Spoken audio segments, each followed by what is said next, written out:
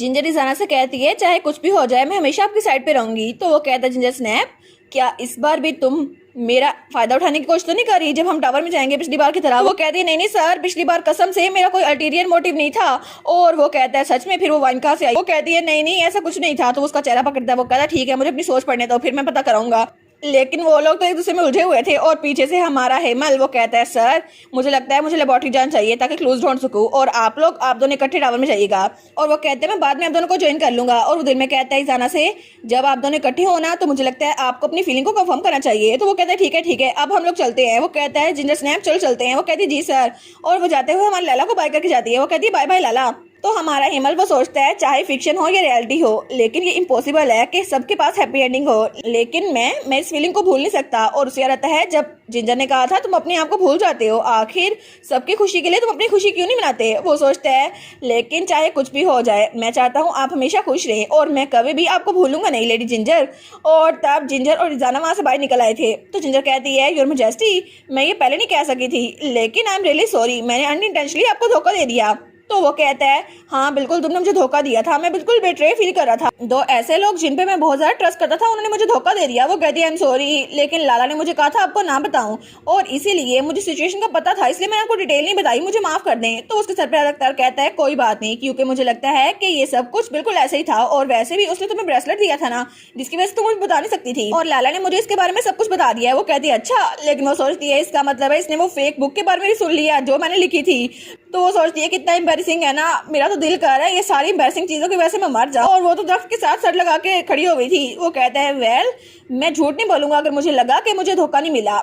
मैं इस बारे में सोचता रहा था कि आखिर उसने मुझे पहले क्यों नहीं बताया, लेकिन तब मुझे रियलाइज हुआ कि उसको भी बिल्कुल वैसा फील होता है जैसा मुझे होता था। तो वो कहती है क्या बिल्कुल वैसा? तो वो कहते हैं हाँ बिल्कुल, पहले मैं अपनी एबिलिटी की वजह से इतना डरता था क्योंकि मुझे लगता था हर कोई यही समझेगा मैं एक मॉन्स्टर हूँ, लेकिन शायद लाला उसको भी यही लगा होगा कि अगर उसने मुझे सच बता दिया तो मैं उसको कोई और समझूंगा, इसलिए मैं समझ सकता हूँ। तो वो सोचती है ये दोनों दोबारा से उस ट्रस्ट के लेवल पे नहीं आ सकते, लेकिन फिर भी मुझे लगता है कि शायद इनकी दोस्ती बनी रह सकती है। तो वो कहती है किंग्साना। वो कहते हैं हाँ क्या हुआ? वो कहती है हमें कुछ भी करना पड़े हम आपके कर्ज को तोड़ के रहेंगे और इस तरह आप अपनी करेज को रीगेन कर सकते हैं। वो कहता है करेज, लेकिन उसका यहाँ पे क्या जिक्र? वो कहती है करेज जिसकी वजह से आप किसी पे भी ट्रस्ट कर सकते हैं और उसकी तरफ आंख मारती है। वो कहती है मुझे लगता है ये आपके लिए सोचना जरा मुश्किल होगा लेकिन कितना पेनफुल है ना, जिस पे आप ट्रस्ट करें वो आपको धोखा दे। और मुझे भी तो किकी ने धोखा दिया था ना, लेकिन मुझे लगता है इसकी वजह से आपको फ्यूचर में ऐसे लोग मिलेंगे जिन पे आप ट्रस्ट कर सकते हैं और मैं भी उनमें शामिल होना चाहूंगी। तो हिज मैजेस्टी मैं उनमें से पहले नंबर पे शामिल होना चाहूंगी। तो इजाना कहता है जिंजर क्या तुम इस बात से डरती नहीं हो कि मेरी एबिलिटी की वजह से मैं किसी भी इंसान के डार्केस्ट थॉट को पढ़ सकता हूँ और मेरे फादर क्या पता उन्होंने सच में मेरे अंकल का मर्डर किया हो सिर्फ पावर की वजह से। तो वो कहती है अच्छा तो फिर क्या, वो आपने तो नहीं किया था ना, और आपके फादर ने जो कुछ भी किया वो उनके अमाल थे, वो आपकी वजह से नहीं था। और तब वो कहती है वेल मैं इसको कैसे बताऊं, क्योंकि जब भी आप किसी का माइंड रीड करते हैं ना तो आपकी आंखें बहुत ज़्यादा ब्यूटीफुल लगती हैं और आपकी आंखें ऐसे लगती हैं जैसे किसी का भी हाल पढ़ लेंगी और कितनी ज़्यादा चार्मिंग लगती है ना आप, और आपकी आंखों में तो ऐसा लगता है बिल्कुल करिश्मा का एक्सप्लोजन हो रहा है। तो वो कहता है क्या जिंजर स्नैप आखिर तुम क्या बात कर रही हो? वो कहती है जी मैं बिल्कुल 100% ऑनेस्ट हूँ, अगर आपको यकीन नहीं आ रहा ना मेरी आंखें पढ़ लें, मेरी सोच पढ़ लें। तो वो कहता है सच में मुझे तो पता नहीं चलता तुम आगे क्या कहने वाली हो। वो कहती है ना मैं अपने आप को प्रूव कर दूंगी। वो कहता है वेल तो फिर मैं प्रॉमिस करता हूँ कि तुम पहली इंसान होगी जिस पर मैं ट्रस्ट करूंगा। और तब वो भी ब्लश करती है तो वो पीछे कर लेता है। वो कहता है ठीक है तो तब तक जब तक मेरा कर्ज लिफ्ट नहीं होता मेरी साइड पे रहना। वो कहती है ऑफ कोर्स। और वो सोचती है चाहे तुम्हारा कर्ज लिफ्ट हो या फिर ना हो मैं हमेशा तुम्हारी साइड पे रहूंगी। और उसके बाद इजाना उसके हाथ बढ़ाता है। वो कहता है ठीक है तो हम टावर की टॉप पे चलें। वो कहती है जी और उसका हाथ पकड़ के वहां से जाने लगते हैं। और तब दूसरी तरफ जब वो लोग टावर में जा चुके थे तो टावर के बाहर कोई आता है और तब वो टावर का हैंडल थामने लगता है, लेकिन उसका हाथ हैंडल से आगे गुजर जाता है। तो पीछे से हमारा हेमल आता है। वो कहता है आखिर तुम हो कौन, यहाँ पे अनऑथराइज जगह पर आना किसी का मन है? तो तब हमें उसका चेहरा दिखा रहता है और वो था जिजेट उसका मास्टर। वो कहता है क्या टीचर आप यहाँ पे क्या कर रहे हैं? और दूसरी तरफ टावर में हमारा हीरो और हमारी हीरोइन दोनों ऊपर पहुंच चुके थे टावर के टॉप में। तो जब वो वहाँ पर आते हैं वहाँ पर कुछ भी नहीं था। तो हमारी जिंजर कहती है यहाँ पे तो कुछ भी नहीं है। वो कहते हैं हाँ मैंने सुना था कि जब मैं यहाँ पे इम्प्रेजन हुआ था ना उससे पहले उन्होंने सब कुछ हटा दिया। लेकिन शायद यहाँ पे भी अटलांटा स्टेट की तरह कोई सीक्रेट जगह हो, है ना। वो कहती है क्या फायदा, क्या पता वो सिंपल सिंपल लिख के रख देते, फिर तो कुछ होता ही ना। रोमांटिक स्टोरी होती तो मैं भी पढ़ लेती, लेकिन ये तो एक जर्नल था। और तब जिंजर उसके कान में खुशफुसाते हुए कहती है मैं सही से कह नहीं सकती, लेकिन मुझे लगता है जिजेड की पर्सनैलिटी बिल्कुल भी अच्छी नहीं थी। आफ्टर ऑल लिरेजी का ग्रैंडफादर है ना। लेकिन तब वहाँ पर जिजेड कहता है सॉरी मेरी बैड पर्सनैलिटी की वजह से, तो हमारी जिंजर डर जाती है। वो कहती है क्या क्या।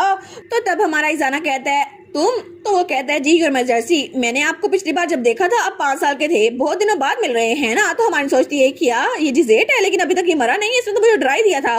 तो वो कहता है आप तो बहुत जल्दी बड़े हो गए हिज मेजेस्टी। तो हमारी जिंजर कहती है आखिर आप ये कैसे कह सकते हैं, आप कितने ज्यादा शेमलेस है ना, आपकी वजह से इजाना को 15 साल टावर में कैद होना पड़ा। तो वो कहता है वेल मैं मर चुका हूँ, 7 साल पहले मेरी मौत हो चुकी थी, लेकिन मेरी मौत से पहले मैंने अपनी सोल का एक हिस्सा इस रेड नेकलेस के अंदर डाल दिया था, और जब हिज मेजेस्टी ने से डाला तो मैं फाइनली अवेकन हो गया। वो सोचती है क्या ये सच में एक भूत है, और इजाना के पीछे छुप जाती है। वो सोचती है सच में एक भूत है। तो वो कहता है मुझे माफ कीजिएगा इतना लेट अपेयर होने के लिए। तो तभी दरवाजा खुलता है और वहां से हमारा हेमल आता है। वो कहता है टीचर क्या सच में ये आप ही हैं। तो जिजेड कहता है हाँ बिल्कुल ये मैं ही हूँ, और मुझे पता नहीं था कि तुम्हारे पास भी पावर ऑफ साइट आएगी, लेकिन उसकी वजह से फ्यूचर के इवेंट्स वो इतने बुरे होने वाले थे, तुमने उसको प्रिवेंट कर दिया, मैं तुम्हें बहुत ज्यादा प्राउड हूँ। तो हेमल कहता है मैं जानता हूँ आपने किंग इजाना पे अपने ग्रज की वजह से कर्ज डाला था। वो कहता है हाँ बिल्कुल मैंने कर्ज डाला था। तो वो कहता है लेकिन आखिर आपने लिरेजी को वो नेकलेस क्यों दिया मेरे बताए बगैर। तो जिजेड कहता है टू बी ऑनेस्ट अगर मुझे दोबारा से ये करना पड़े तो मैं दोबारा से ऐसे ही करूंगा, क्योंकि मुझे जरा सा भी रिग्रेट नहीं है कि मैंने इस इंडस्ट्री को कर्ज दिया था, क्योंकि इसकी वजह से मेरी लाइफ चली गई। और वैसे भी मैंने अपनी विजन में देखा था पास में जो कुछ हुआ था, और किंग एस्टर अपने छोटे भाई से बहुत ज्यादा नफरत करते थे। हालांकि उनके भाई के पास टैलेंट था और उनके पास नहीं था, और वो खुद किंग बन चुके थे, लेकिन प्रिंस हेनरिक उनके पास कोई ग्रेड नहीं थी वो थ्रोन हासिल करे, लेकिन उन्होंने जानबूझ के अपने भाई को मार दिया सिर्फ इसलिए क्योंकि वो अपने भाई पे ट्रस्ट नहीं कर सके। और एक तरफ तो मुझे किंग एस्टर के लिए बहुत ज्यादा बुरा लगता था कि वो किसी पे ट्रस्ट नहीं कर पाए, लेकिन दूसरी तरफ मैं उनको कभी माफ नहीं कर पाया, इसीलिए मैंने किंग एस्टर और उनके बेटे दोनों को कर्ज दे दिया। तो हमारी सोचती है क्या उन्होंने किंग एस्टर को भी कर्ज दिया था, क्या इसका मतलब है कि सच में उनको कर्ज मिला था। तो इजाना कहता है आपको क्या मतलब है। तो जिजेड कहता है तुम थ्रोन के इकलौते वारिस थे किंग इजाना, और तुम्हारे कोई बहन भाई नहीं थे, और तुम्हारा अंकल उसके भी कोई बच्चे नहीं थे क्योंकि उसकी शादी नहीं हुई थी। तो वो कहता है इसका मतलब है कि आप चाहते थे मेरे फादर अकेले रहे। वो कहता है हाँ बिल्कुल। तो जिजेड कहता है सिर्फ इसलिए क्योंकि वो बहुत कोल्ड हार्टेड था और वो किसी पे ट्रस्ट नहीं करता था, इसलिए मैं चाहता था कि वो पूरी लाइफ सैड गुजारे और वो अपने इकलौते रिश्ते अपने इकलौते बेटे को भी अपने से दूर भेज दे। लेकिन 2 चीजें हो गई जो कि अनएक्सपेक्टेड थी जब मैंने पैलेस को छोड़ा। तो इजाना कहता है क्या। तो वो कहता है किंग एस्टर ने तुम्हें टावर में कैद कर दिया, और मुझे नहीं पता, लेकिन इस टावर में रहते रहते तुम्हारा कर्ज और ज्यादा मजबूत हो गया।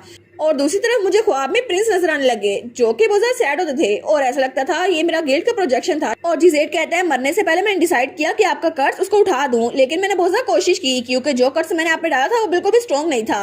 लेकिन जब मैंने उसको लिफ्ट करने की कोशिश की तो वो बिल्कुल भी लिफ्ट नहीं हुआ, क्योंकि टावर में रहते रहते आपका कर्ज बहुत ही ज्यादा स्ट्रॉन्ग बन चुका था, इसीलिए मैं उसको उठा नहीं सका। और फिर वो कहता है बहुत देर सोचने के बाद मैंने रियलाइज किया कि मुझे फिर से ट्राई करना चाहिए, और मैं आपको फ्यूचर में कर्ज से आजाद करना चाहता था, इसलिए मैंने अपनी सोल का एक पार्ट इस नेकलेस के अंदर डाल दिया। तो इजाना कहता है इसका मतलब है इस कर्ज को लिफ्ट करने का और भी तरीका है। वो कहता है हाँ बिल्कुल, इसका तरीका यही है कि आप किसी पे सिंसियर ट्रस्ट करें। वो कहता है क्या सिंसियर ट्रस्ट। तो वो कहता है जी बिल्कुल, आपकी आंखें ऐसी है जिसकी वजह से आप किसी की सोच पढ़ सकते हैं, इसलिए आप किसी भी ट्रस्ट करने से पहले उसकी सोच पढ़ते हैं। लेकिन इसका पहला स्टेप यही है कि आपको इस आदत से छुटकारा हासिल करना होगा, और तब वो गायब होने लगता है। वो तो जिजेड कहता है आप किंग एस्टर से ज्यादा स्ट्रॉन्ग है, और मैं उम्मीद करता हूँ आप अपना कर्ज अपने दोस्तों की वजह से लिफ्ट कर सकेंगे। और तब वो गायब होने लगता है। वो कहता है अगर मुझे अपॉर्चुनिटी मिलती तो हम दोबारा मिलेंगे, और फिर वो मुकम्मल तौर पर गायब हो गया था। तो किंग इजाना सोचता है क्या सच में कहीं ये कोई ख्वाब तो नहीं था जो मैंने देखा, क्या सच में मैं अपना कर्ज वो लिफ्ट कर सकता हूँ। और तब वो लोग टावर से बाहर आ गए थे, तो तब हमारी जिंजर भी उसके साथ थी। वो कहती है मैं बहुत खुश हूँ कि तुम्हारे कर्ज को लिफ्ट करने का एक तरीका है, लेकिन एक्सप्लेनेशन कितनी ज्यादा वेग थी ना। तो जिंजर कहती है आई विश यहाँ पे कोई पोशन होता जिसकी वजह से तुम्हारा कर्ज उससे छुटकारा हासिल किया जा सकता था। तो तब वहाँ पर हेमल भी था। वो कहता है पता नहीं जिजेड ने ये सब कुछ ऐसा क्यों किया और नेकलेस के अंदर ही हिंट क्यों डाला। तो हमान कहती है ना मुझे लगा था उसके लिए कोई मेमो होना चाहिए था जिसकी वजह से हमें आसानी से पता चल जाता, लेकिन जिजेड वो ओल्ड मैन मुझे तो बिल्कुल भी पसंद नहीं है।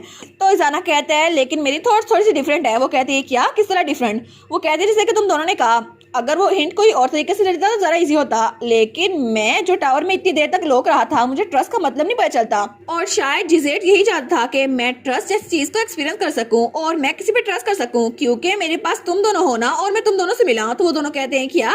वो कहता है ठीक है, तुम लोग वहाँ पे खड़े हुए क्या कर रहे हो, चल चलते हैं। तो वो दोनों एक दूसरे की तरफ देखते हैं और दोनों उसके पीछे आ गए थे। तो वो कहते हैं ठीक है किंग ज़ाना इकट्ठे चलते हैं। तो हेमल कहता है मेरे लिए भी रुको, और हमारी हीरो उसका हाथ पकड़ लेती है। वो कहती है ठीक है, वैसे भी हर चीज के लिए कोई ना कोई रीजन होती है, शायद हम तकदीर की वजह से मिले थे।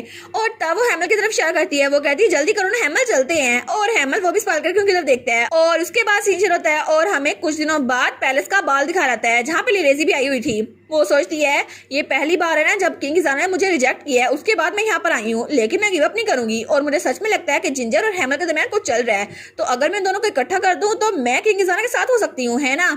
और ऑनेस्टली मैं तो उस चाइल्डिश जिंजर से ज्यादा एलूरिंग हूँ, हर कोई मेरी तारीफें करता है। लेकिन तभी वहां पे अनाउंसमेंट होती है, हिज मैजेस्टी द किंग और जिंजर टोट वो इकट्ठे आ रहे हैं। वो कहती है क्या? और तभी हमारी जिंजर और किंग ज़ाना की एंट्री होती है और दोनों इकट्ठे कितने प्यारे लग रहे थे ना। तो वो सोचती है क्या आखिर हो कर आए, ये दोनों इकट्ठे क्या कर रहे हैं। तो सब लोग वहां पे बातें कर रहे थे, सच में क्या ये दोनों इकट्ठे रिलेशनशिप में हैं? पता नहीं, मुझे लेडी जिंजर से बहुत ज्यादा जेलसी हो रही है। और वो लोग कहते हैं सच में ये दोनों कितने प्यारे लगते हैं ना इकट्ठे में। लेकिन लिरेजी उसको तो बहुत ज्यादा गुस्सा आ रहा था, वो सोचती है ये तो आउटरेजियस है। तो तभी किंग ज़ाना उसकी तरफ हाथ बढ़ाता है। वो कहता है कि हम लोग डांस कर सकते हैं। तो हमारी जिंजर कहती है हाँ बिल्कुल। और तब वो दोनों डांस करना स्टार्ट करते हैं। वो कहती है योर मैजेस्टी, लेकिन आखिर से आपने अचानक ऐसे बाल क्यों रख लिया? मुझे लगा था आप कर्ज को लिफ्ट करना चाहेंगे। तो ज़ाना कहता है चीजों को जल्दी करने की कोई जरूरत नहीं है, मुझे लगा था हमें थोड़ा सा रिलैक्स करना चाहिए। और वैसे भी किसी पे ट्रस्ट करने के लिए सबसे पहला स्टेप यही है मैं दूसरों का माइंड रीड ना करूं, और मैं इसी की प्रैक्टिस कर रहा हूँ।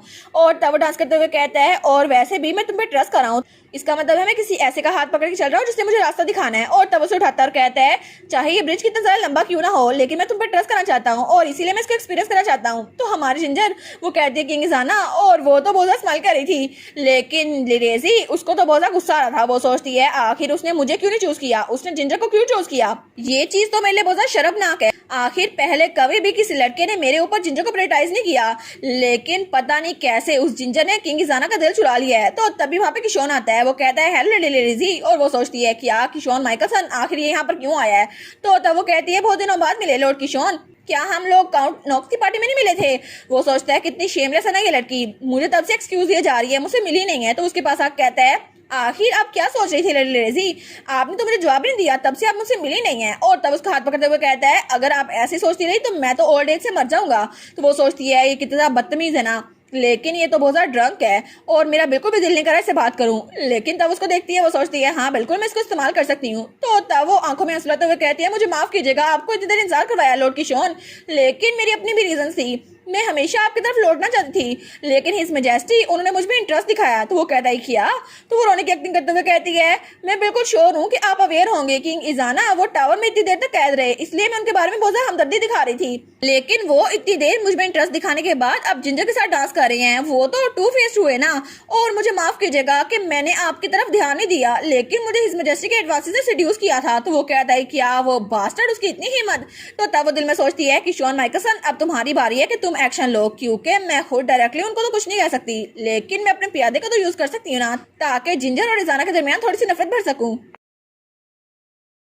और इसी के साथ ये वाला पार्ट यहीं पर ख़त्म। तो आप लोग बताइएगा आप लोग को ये पार्ट कैसा लगा, और वीडियो को लाइक और चैनल को सब्सक्राइब लाजमी कीजिएगा। बाकी वीडियोस का लिंक भी स्क्रीन पर नज़र आ रहा होगा, तो काइंडली उनको भी चेकआउट कर ले। और thank you so much for watching my videos. Stay safe, bye bye.